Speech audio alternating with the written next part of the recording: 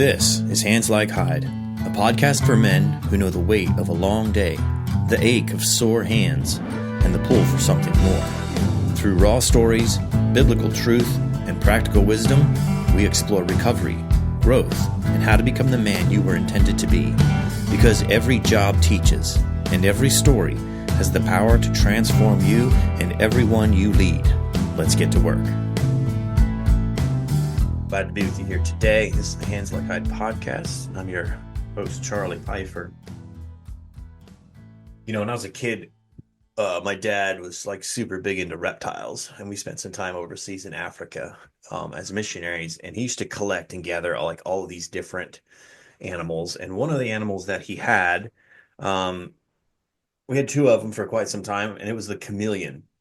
And the crazy thing about chameleons, not only can they launch their tongue out of their mouth and snatch prey out of the air like that, they can also change colors and just adapt to whatever environment they're on. Yeah, it's a green forest. They can turn green if you could probably look on YouTube and find chameleons changing colors, orange, red, green, brown, multiple different colors. They're so cool. They just blend right in. And another thing that's really awesome about chameleons is that their eyes, kind of work interdependently of each other. And so you can have one looking straight and one can learn to this, and they can look up and down and forward and back and just all these things.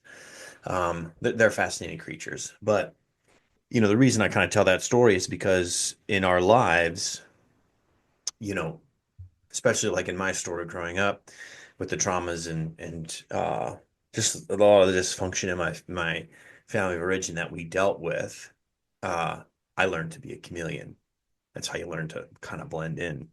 And I know that, in our work, especially if you work on a job site or you have a crew of guys that are the foreman of, or you just work on a crew, you know, when I was in the masonry field, working with a bunch of guys on scaffolding, laying brick up a wall, you learn real quick how to kind of blend in with the culture of the crew.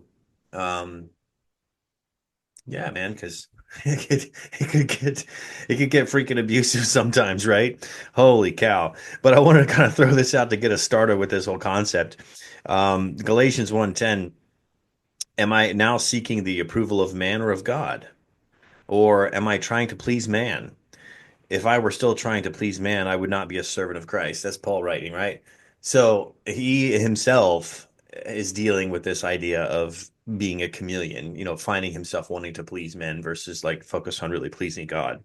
But anyway, so what happened was last week, I went to a customer's house, a client, to pick up a telehandler. He's a mason, and he was going to go, he's moving from one job to the next. So, I jumped in the Pete and hook up the lowboy, and we head to this guy's driveway to pick up his telehandler. Now, I knew him. I hadn't seen him in a long time. He was actually the foreman of the masonry company I used to work for years and years and years ago. Man, this is probably like 12 or 13 years ago. I used to work for this masonry company, and he and I got along pretty good. We never had like a sour relationship or anything like that. But the last time that I really saw him was before getting into recovery, before getting freedom from pornography addiction and working through healing with my wife, and, the substance issues that I was dealing with as well. And so I kind of knew where he lived, and I knew his driveway was kind of narrow, small, asphalt driveway. And here I am, in a 65-foot long tractor trailer trying to figure out how we're going to back into this guy's driveway to pick up his telehandler. So, and I just said to him, I was like, well, why don't we just, what if I just park on the street, and you can just bring the machine out?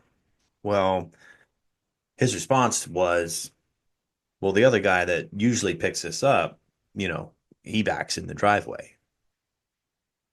And so like right there, the whole like chameleon, or in other words, like people pleasing, side of me was kind of triggered, because I'm thinking to myself, well, I want Joe to approve of me, just like I did when I was on his crew for many, many years as a bricklayer.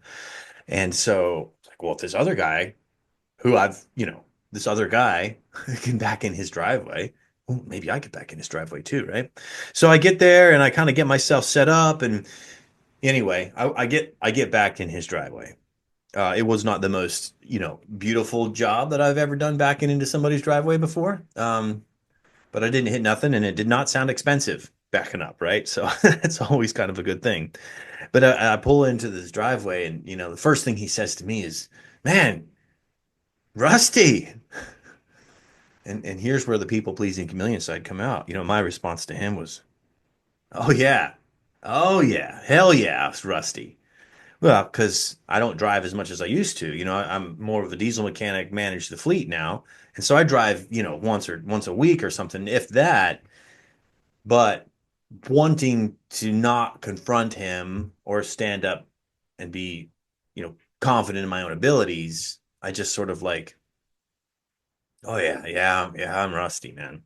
And then it just turned into him, continuing to compare, other people's abilities to what he thought they should be, and it was, it was kind of a mess. So why is this kind of important? Well, a couple years ago, in growth and in healing, awareness is key. It starts with awareness. In our fields and in our careers, we want to do a good job. We want to excel. We want to be the best at what we do, and we're proud of what we do. And so, you know, whether you're laying brick or whether you're turning wrenches or whether you're pulling wire, your your craft is a place that you take great pride in. So to that end, we tend to pay a lot of attention to what we're doing. And we want to do better. We want to be more efficient. We want to be more professional. We want that plumbing job or that wiring job to be amazing when it's done. We want it to look good because not only do our customers get good satisfaction from it, but we also do as well from a job well done. So couple years ago, I was on this job, and the foreman was there, and I was running the dump truck, and they were digging some footers for some piers. The foreman was there, and I found myself, wanting to get his approval. So, uh,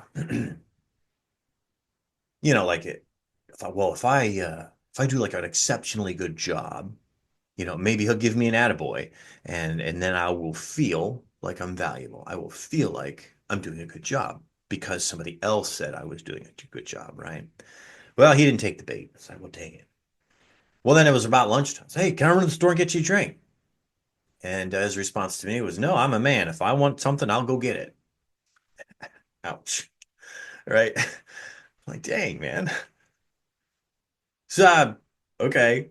Well, then clearly I'm not a man because I kind of feel, this is what all was going through my head through this moment. This is always going through my head. And then I caught myself again, right? Self-awareness is key. Then I caught myself beginning to talk like him, act like him, think like him, behave like him. And I realized that, well, maybe if I become a chameleon, maybe if I change who I am to mirror or look more like who you are, then maybe I'll get that attaboy that I'm looking for. Maybe I'll get that validation or affirmation that, hey, I'm somebody. I'm a good dude.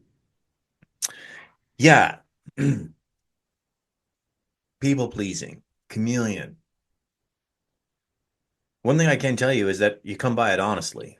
I know I came by it honestly. It's a survival pattern that we learned growing up in like really dysfunctional, abusive environments, especially with dads, or parent system or caregivers where, we didn't get that positive affirmation, that messaging that was like, I'm proud of you. You're accepted. You did a good job.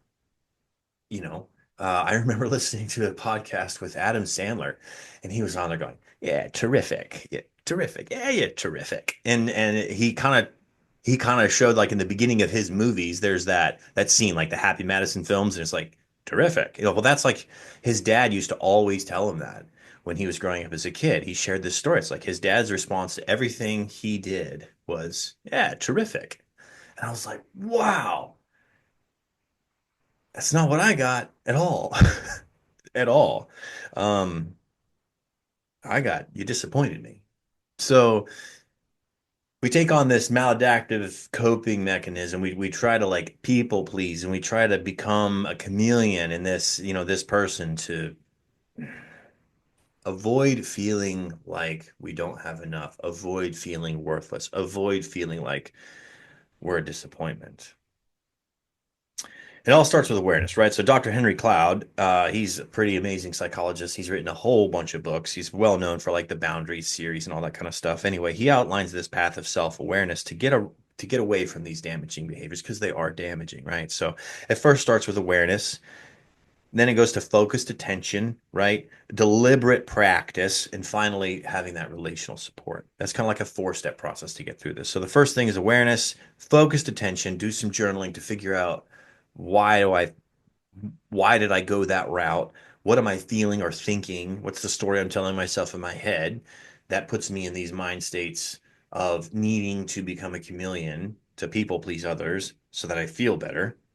And then, relational support, taking these to, a trusted friend or group or mentor, and just hashing it out. Somebody who can be that, that person who's when you show up and you're like, man, this is the situation. What happened today? This is how I felt. I found out that I sort of betrayed my own self because I was looking for the approval of somebody else. And the response you get is terrific. I love you, man. It's good. I care about you. You're like, it's all right. Like find people like that to kind of go through this stuff. So that focused attention piece, though, you're aware of it, focused attention on it, deliberate practice. That's where this comes into like pausing in that moment, taking a slow, deep breath, and then just kind of reminding yourself that you're already accepted, right? Reminding yourself that you're already welcome, that you are not a disappointment, that you have what it takes. And in this situation, when I, met up with my former coworker, after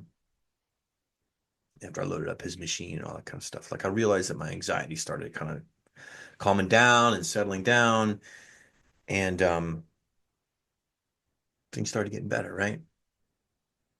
So ask yourself this question: the next time you find yourself becoming a chameleon, the next time you find yourself shape shifting to the way somebody else behaves or talks or walks or dresses, so that, right, for the purpose of feeling accepted, earning and winning over that validation or affirmation, ask yourself, why is being accepted by this person worth betraying myself? Why is it worth betraying myself?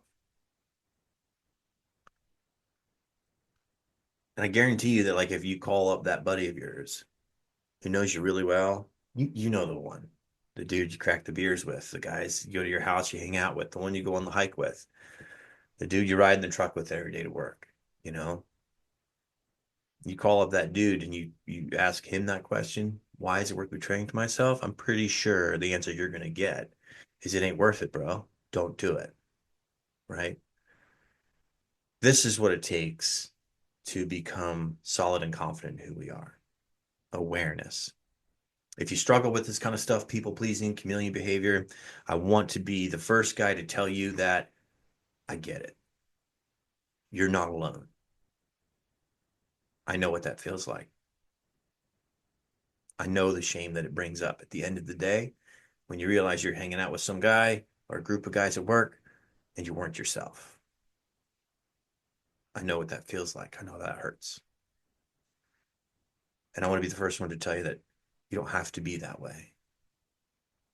You don't have to be that way to be accepted because you are already accepted exactly the way you are. Thanks for hanging out with me. Have a great week.